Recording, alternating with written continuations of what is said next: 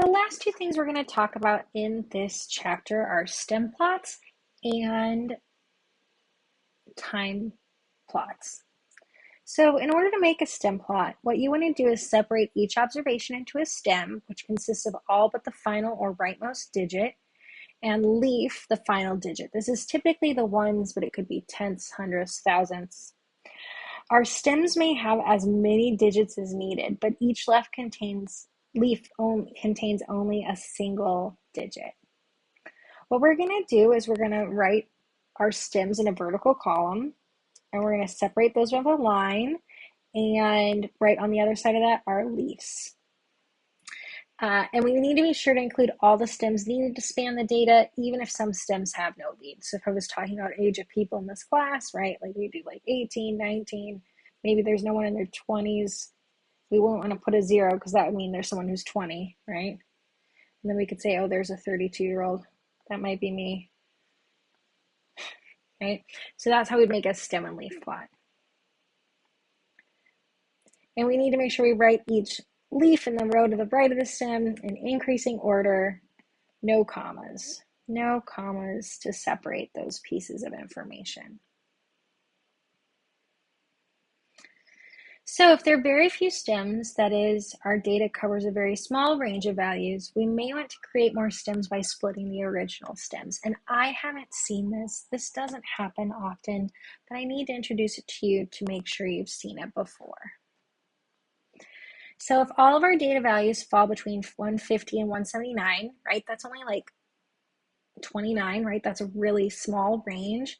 We might want to go ahead and divide it up so that the first 15 has the leaves from 0 to 4, the next from 5 to 9, 0 to 4, 5 to 9. Again, making sure these bins are the same size, and that way we could kind of see maybe a better distribution of the data is our hope.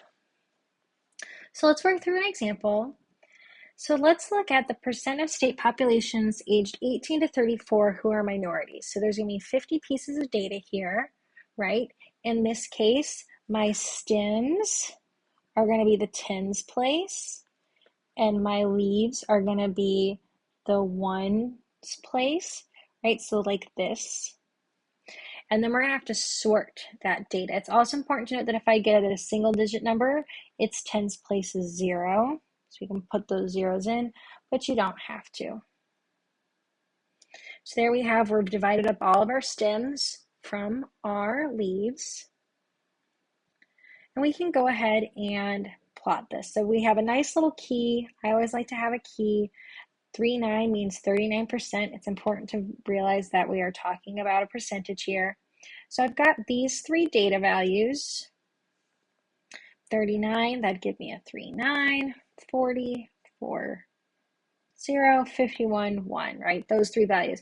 And then I repeat it for the remaining 47 values. This would give me our stem and leaf plot of all 50 values. And we could see that the most occurring, right, is somewhere in the 20s or 20%.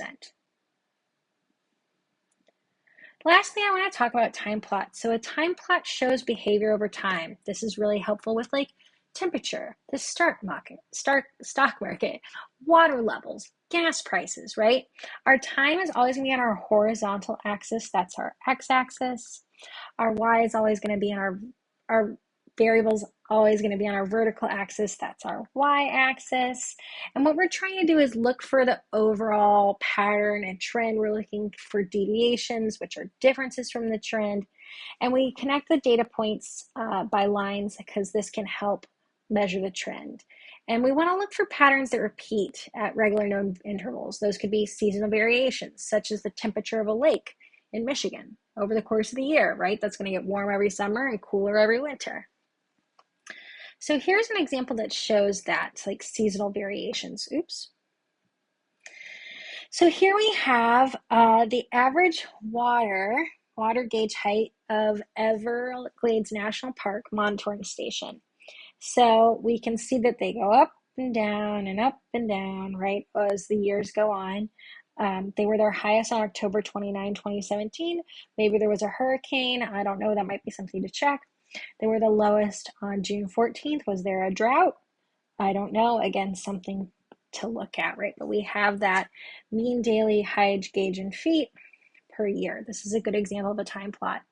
Another time plot that doesn't have seasonal variations but shows kind of a large increase in growth would be the time plot for the amount of CO2 in the atmosphere as the years go on. So from 1960 to 2020, you can see we've just got a steady increase in concentration of CO2.